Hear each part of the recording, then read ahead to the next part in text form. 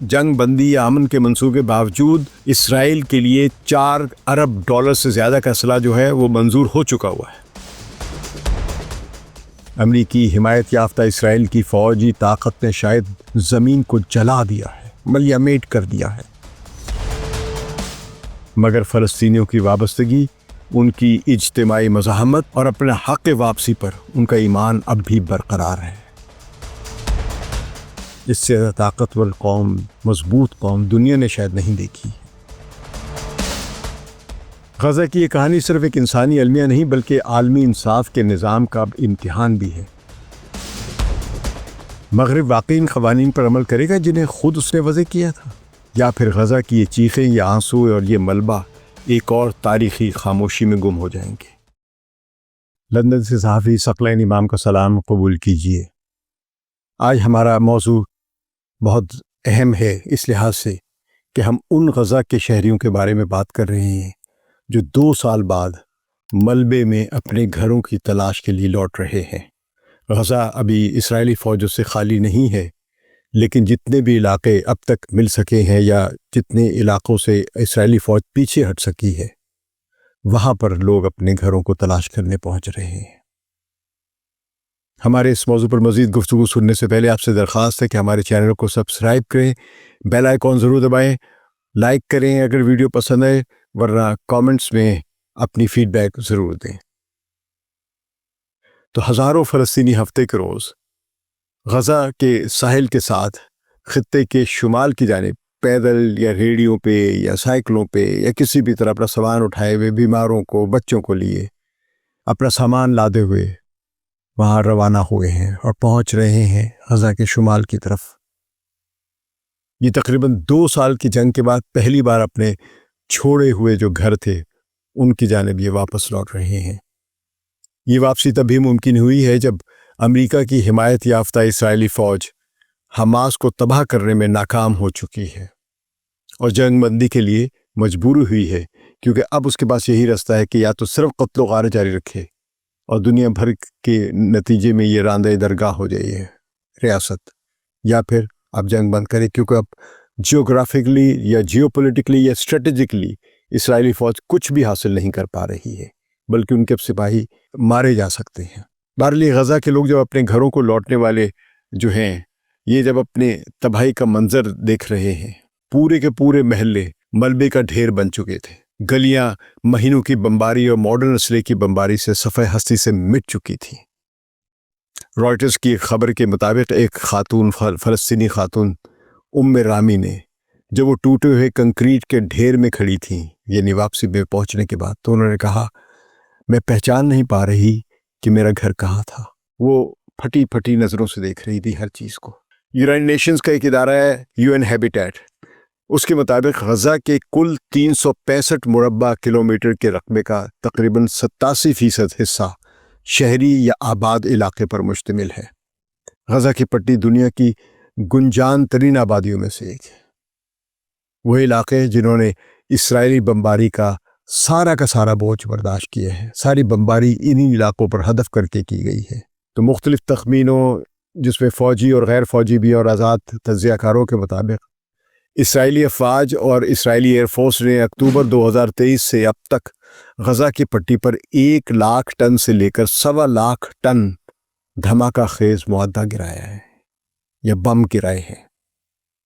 آپ کو بتا دو، ہیروشیما کا ایک بم جو تھا، وہ کہتے ہیں کہ 25,000 ٹن اس کی بارود کی صلاحیت تھی، اور یہ 1 لاکھ سے زائد 1.25 لاکھ تک بھی گیا ہے۔ یہ اتنی بڑی جو بم اور میزائلز کی اور ایمونیشن کی اور ایکسپلوسیو کی تعداد جو غزہ میں پھینکی گئی ہے، یہ تعداد فی مربع کلومیٹر رہائشی علاقے پر تقریباً 315 سے 395 ٹن بم کے برابر بنتی ہے، یعنی فی مربع کلومیٹر میں اتنے بم پھینکا گیا ہے۔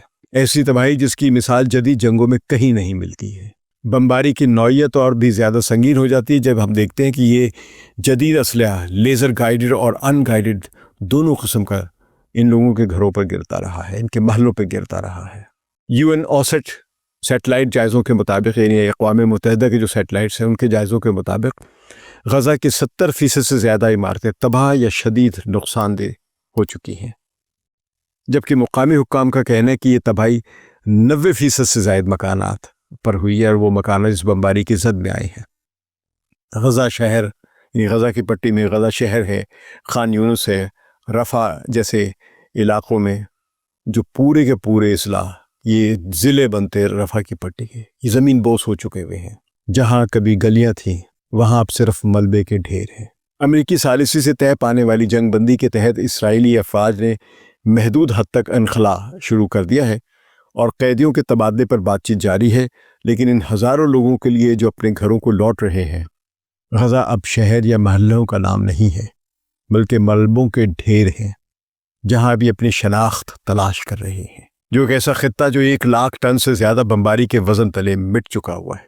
پیر کے روز 20 ممالک کے رہنما مصر کے شہر شرم الشیخ میں جمع ہو رہے ہیں تاکہ غزہ میں امریکی ثالثی سے طے پانے والی جنگ بندی اور 20 اسرائیلی یرغمالیوں کی رہائی کو ایک جشن کی تقریب کے طور پر منائیں، جسے صدر ڈونلڈ ٹرمپ کے قیام امن کے کارنامے کے طور پر پیش کیا جا رہا ہے۔ تاہم حقیقت میں یہ اجلاس امن کے قیام کی تقریب سے کوسوں میل دور ہے۔ یہ محض ایک عارضی جنگ بندی ہے۔ اس سے پہلے انہی 20 ملکوں میں سے بیشتر نے یا تو اسرائیل کی بمباری روکنے میں مکمل طور پر غیر فعال کردار ادا کیا، یعنی کچھ کر ہی نہیں پا رہے تھے، ایک دو بیان دے دیا کرتے تھے، یا محض کارروائیاں ڈالتے رہے، جس میں نام لیے بغیر کہوں، کبھی ادھر جانا کبھی ادھر جانا، کبھی اسرائیل کو دھمکی دے دینا، اور عملی طور پہ کچھ نہیں کیا۔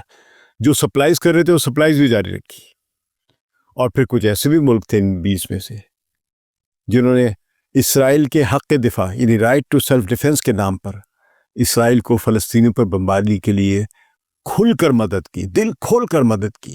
اور اسرائیل کو تو سب سے زیادہ اسلحہ ہی امریکہ نے دیا ہے اس دوران 2 سالوں میں، اس سے پہلے بھی، لیکن 2 سالوں میں تو مسلسل اسلحے کی سپلائی اس طرح جاری رہی جس طرح شیر مادر ملتا ہے اسرائیل کو۔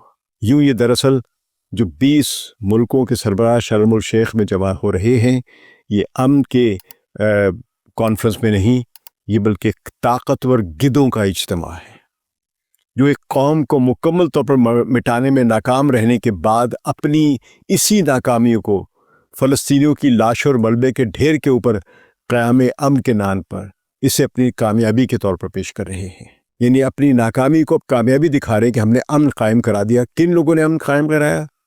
جو اس جنگ کے پشت باندھ تھے، جو اس جنگ کے حامی تھے، جو سپورٹرز تھے، اور حملہ آور کو کبھی نہ روک پائے، اور اس نام نہاد جنگ بندی کو یا امن کی کانفرنس کو یا امن کے منصوبے کو، اور اسے اس امریکی صدر کے قیام امن کا کارنامہ کہہ رہے ہیں جس نے اسرائیل کو نسل کشی کے تمام وسائل مہیا کیے۔ غزہ کی زمین جو کبھی زندگی اور مزاحمت کی علامت تھی، اب ملبوں، خیموں اور اجتماعی قبروں میں تبدیل ہو چکی ہے۔ رواں برس مارچ میں جب جنوبی غزہ کے علاقے رفح کے قریب فلسطینی ریڈ کریسنٹ کے ساتھ 8 اہلکار، 6 سول ڈیفنس کے ورکرز اور اقوام متحدہ کے اہلکار کو اسرائیلی فوج نے نشانہ بنایا، تو یہ واقعہ صرف ایک حملہ نہیں تھا بلکہ انسانی ضمیر کے لیے ایک بہت بڑا المیہ تھا۔ یہ سب واضح شناخت کے ساتھ جا رہے تھے، ایمبولنس پر ہلال احمر کے نشان لگے ہوئے تھے، شناخت کرنے میں کوئی رکاوٹ نہیں تھی، اور یہ اپنی یونیفارمز پہنے ہوئے تھے جو کہ ہلال احمر کی طرف سے دی جاتی ہیں، لیکن پھر بھی انہیں اسرائیلی فوج نے گولیوں سے بھون دیا اور بعد میں اجتماعی قبر میں دفن کر دیا۔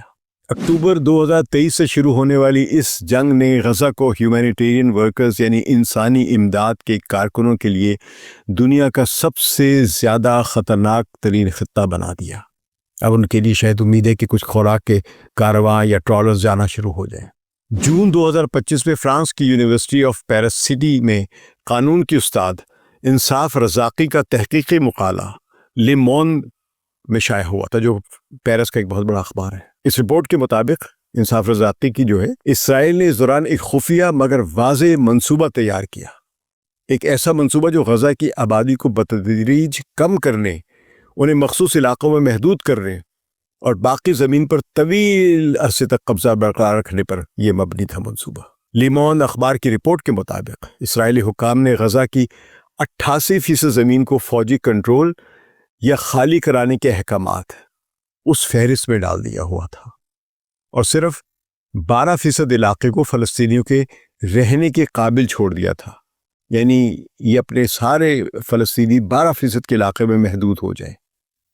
اس منصوبے کے تحت غزہ کے جنوبی حصے، خاص طور پر رفح کے قریب، ایک ہیومینیٹیرین سٹی قائم کرنے کا تصور بھی پیش کیا گیا، جہاں تمام بے گھر فلسطینیوں کو بسایا جا سکے، اور یہ مستقل بسانے کی کیفیت بھی تھی۔ سنتے جائیں۔ اقوام متحدہ کی ریلیف ایجنسی، جسے انروا جو ہے، وہ اسے ایک غیر انسانی منصوبہ قرار دیا اس نے، اور کہا کہ یہ فلسطینیوں کو اپنے ہی وطن میں ایک کھلے جیل کی قید میں تبدیل کر دینے کے مترادف ہے، یعنی 12% ایک اس رقبے میں تمام فلسطینیوں کو قید کر دینے کے مترادف ہے۔ انصاف رزاقی نے اسرائیل کے اس منصوبے کے بارے میں کہا کہ یہ نسل کشی کا منصوبہ نہیں ہے تو اور کیا ہے۔ ہیومن رائٹس واچ اور ایمنسٹی انٹرنیشنل دونوں کو انصاف رزاقی کوٹ کرتے ہوئے کہتی ہے کہ اس منصوبے کو انہوں نے نسل کشی کے ایک نئے مرحلے کے قریب قرار دیا۔ ان کے مطابق یہ صرف جنگ نہیں بلکہ کولونائزیشن کا ایک منصوبہ ہے، جس میں گھروں، اسکولوں، کھیتوں، ہسپتالوں اور شہری ڈھانچے کو اس حد تک تباہ کیا گیا کہ واپسی کا امکان ہی ختم ہو جائے۔ فلسطینی اعداد و شمار کے مطابق جنگ کے آغاز سے اب تک غزہ کی آبادی میں تقریباً 6% کمی آئی ہے، یعنی کم از کم 1,60,000 سے لوگ جو ہیں یا تو مارے گئے ہیں یا ہجرت پر مجبور ہوئے ہیں۔ ویسے خود بہت ساری اسرائیلی اندازوں کے مطابق، تخمینوں کے اندازے کے مطابق 2.5 لاکھ سے زیادہ لوگ وہاں پہ کم ہو گئے ہوئے آبادی میں غزہ کی۔ تو انصاف رزاقی کے مطابق، امریکی اور یورپی ذرائع کے مطابق جو وہاں سے کوٹ کر رہی ہیں، اسرائیلی حکومت کے چند وزراء نے نجی سطح پر اس بات کا اعتراف کیا کہ اگر آبادی کا دباؤ کم ہو جائے غزہ میں تو اسرائیل کی سیکیورٹی بہتر ہو جائے گی۔ دوسرے لفظوں میں اسرائیلی یہ کہہ رہے تھے کہ اگر غزہ میں فلسطینیوں کی آبادی کم ہو جائے تو وہ اپنے آپ کو محفوظ سمجھیں گے، یعنی اسرائیل اپنے آپ کو محفوظ سمجھے گا۔ اسی سوچ کے تحت خوراک، پانی، ایندھن اور ادویات کی فراہمی محدود کی گئی تاکہ لوگوں کو اس خطے سے نکلنے پر مجبور کیا جا سکے۔ یہ جو پورا انفراسٹرکچر جو تباہ کیا گیا ہے، یہ صرف دشمن کو ہلاک کرنے کے لیے ہدف نہیں بنایا گیا تھا، بلکہ اس کا مقصد یہ تھا کہ اس علاقے میں لوگ رہنے کے قابل نہ رہیں اور وہ مجبور ہو جائے کہ اس علاقے سے نقل مکانی کرے، غزہ کو خالی کر دے۔ لیکن واہ خدا تیری شان، تمام تر بمباری، غیر انسانی حربوں اور تباہی و بربادی کے باوجود فلسطینی اپنی سرزمین چھوڑنے پر آمادہ نہیں ہوئے۔ جیسے ہی اسرائیلی فوج نے شمالی علاقوں سے پسپائی اختیار کی، بہت سے خاندان اپنے ملبے میں واپس جا کر خیمے گاڑنے شروع کر دیے انہوں نے، چاہے پانی نہ ہو، بجلی نہ ہو، دوائیاں نہ ہو، ہسپتال نہ ہو، اسکول نہ ہو، مگر وطن واپسی کا احساس زندہ ہے۔ یہ ہے زندہ قوم کی نشانی۔ بین الاقوامی سطح پر اگرچہ انٹرنیشنل کورٹ آف جسٹس یعنی عالمی عدالت انصاف اور انٹرنیشنل کرمنل کورٹ یعنی عالمی فوجداری عدالت دونوں نے اسرائیل کے اقدامات کو ممکنہ نسل کشی کے دائرے میں شمار کیا ہے، مگر عملی طور پر کوئی پابندی یا فیصلہ نافذ نہیں ہوا ہے۔ نتنیاہو اب بھی بین الملک سفر کر رہا ہے، اسرائیل کو امریکی اور یورپی اسلحہ بدستور مل رہا ہے۔ اس جنگ بندی یا امن کے منصوبے کے باوجود اسرائیل کے لیے $4 ارب سے زیادہ کا اسلحہ جو ہے وہ منظور ہو چکا ہوا ہے، اور عالمی ضمیر جنگی جرائم کے بارے میں ایک بار پھر خاموش دکھائی دیتا ہے۔ ان منصوبہ اس طرح پیش کیا جا رہا ہے کہ اتنی بڑی کامیابی ہو گئی ہے، ہم نے بچا لی ہے فلسطینیوں کو، لیکن اس کے باوجود جن لوگوں نے یہ جرم کیا ہے ان کے بارے میں پورا کا پورا منصوبہ خاموش ہے۔ مغربی رہنماؤں نے جنگ بندی اور یرغمالیوں کی رہائی کا خیر مقدم کیا، مگر ان میں سے شاید ہی کسی نے نسل کشی کرنے والی طاقت کی کوئی مذمت کی ہو۔ یہ لوگ جو مرے ہیں، جو تباہی ہوئی ہے، یہ آسمان سے کوئی زلزلہ نہیں آیا تھا، یہ کوئی سیلاب نہیں آیا تھا، یہ ایک طاقت نے، ایک بڑی طاقت کی حمایت کی وجہ سے ایک خطے کو بمباری کا نشانہ بنایا تھا تاکہ اس کو خالی کرایا جا سکے، وہاں پہ جیریڈ کوشنر یا وٹکاف کے بچوں کے لیے ڈیولپمنٹ کے کام کیے جا سکے۔ تاہم یہ بھی حقیقت ہے کہ اس تمام جبر کے باوجود اسرائیل کا منصوبہ مکمل طور پر کامیاب نہیں ہو سکا۔ غزہ کے لوگ اب بھی زندہ ہیں، وہ ملبوں پر بنائے گئے اپنے خیموں پر اپنے گھروں کے نام لکھ رہے ہیں، اپنے محلوں کے نام لکھ رہے ہیں۔ بچے تباہ شدہ اسکولوں کے ملبے پر کھیلنا شروع ہو گئے ہیں۔ اور ماں باپ اب بھی اس یقین پر قائم ہیں، وہاں پہ آئے ہیں کہ ایک دن وہ اپنے گھروں کو دوبارہ تعمیر کریں گے، وہاں پہ اپنی زندگی دوبارہ آباد کریں گے۔ امریکی حمایت یافتہ اسرائیل کی فوجی طاقت نے شاید زمین کو جلا دیا ہے، ملیامیٹ کر دیا ہے، مگر فلسطینیوں کی وابستگی، ان کی اجتماعی مزاحمت اور اپنے حق واپسی پر ان کا ایمان اب بھی برقرار ہے۔ اس سے زیادہ طاقتور قوم، مضبوط قوم دنیا نے شاید نہیں دیکھی ہے۔ غزہ کی یہ کہانی صرف ایک انسانی المیہ نہیں بلکہ عالمی انصاف کے نظام کا امتحان بھی ہے۔ مغرب واقعی ان قوانین پر عمل کرے گا جنہیں خود اس نے وضع کیا تھا، یا پھر غزہ کی یہ چیخیں، یہ آنسو اور یہ ملبہ ایک اور تاریخی خاموشی میں گم ہو جائیں گے؟ وقت ہی بتائے گا کہ اس جنگ کا انجام کیا ہوگا، مگر ایک بات طے ہے کہ ملبے کے نیچے بھی، تباہی کے بیچ بھی، فلسطین کی زندگی اب بھی سانس لے رہی ہے۔ تمام بمباری اور تباہی کے باوجود فلسطین زندہ ہے، مگر تمام چکا چون اور طاقت کے باوجود مغربی اقدار مر چکی ہیں۔ ہماری یہ گفتگو آپ کو کیسے لگی؟ کامنٹس میں فیڈ بیک ضرور دیے گا اور ہمارے چینل کو سبسکرائب کیجیے اور بیل آئیکن ضرور دبائیے۔ شکریہ۔ ثقلین امام کو اجازت دیجیے۔ خدا حافظ۔